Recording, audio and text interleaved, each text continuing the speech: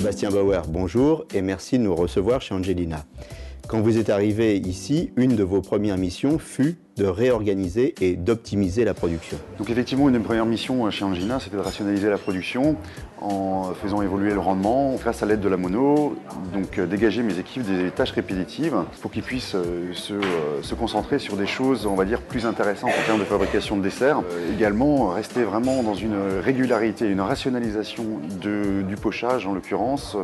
La mono vous amène une régularité dans la production. Absolument. Donc moi j'interviens effectivement sur le programme où effectivement je donne la taille, le dressage que je souhaite.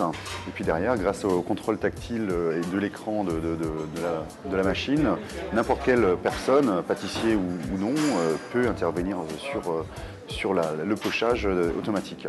Donc régularité, qualité, mais aussi rendement. Absolument, le rendement est très intéressant parce que ça permet vraiment d'avoir une vraie fabrication de série. Bon, le rendement est relatif également au four. Parce que bon, la mono, des fois, travaille tellement vite que derrière, il faut cuire, il faut pouvoir stocker. Rendement, qualité, mais aussi constance, car chez Angelina, on ne fait aucun compromis sur la qualité. Ah non, surtout pas de compromis sur la qualité. La constance, la régularité du produit, effectivement, elle est plus pertinente quand on fait un pochage à la main.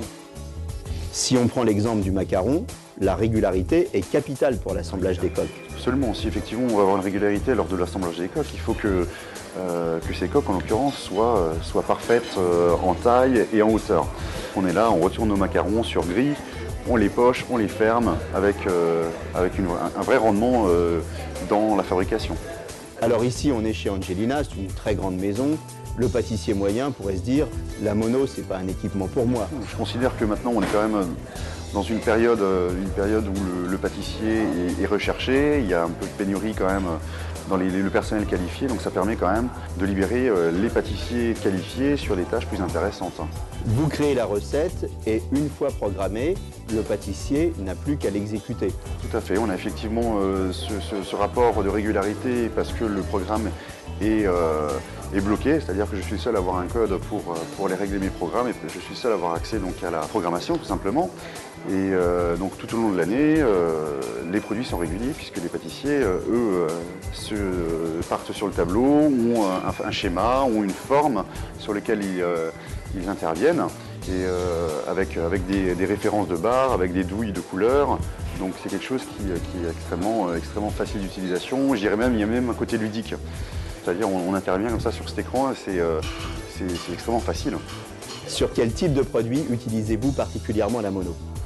Déjà la mono effectivement c'est le macaron dans la grande proportion en petit four.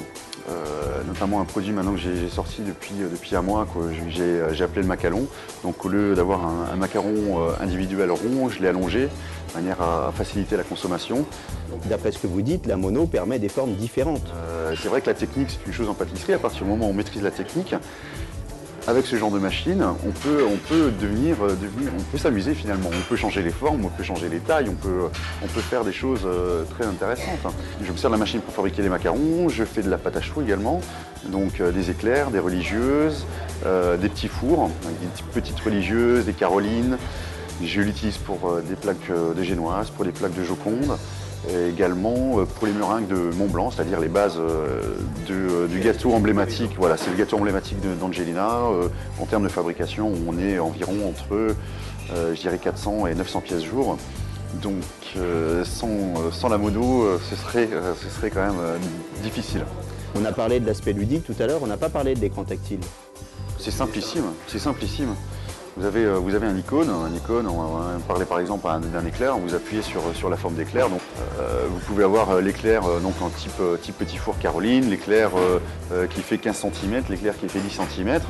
Et tout simplement dans la dénomination que vous avez programmée, vous appuyez encore une fois sur cette ligne-là et vous rentrez dans le programme. À partir de là, on vous donne la référence de la règle, extrêmêmement simple, la couleur de la douille qui correspond à ce que vous voulez pocher.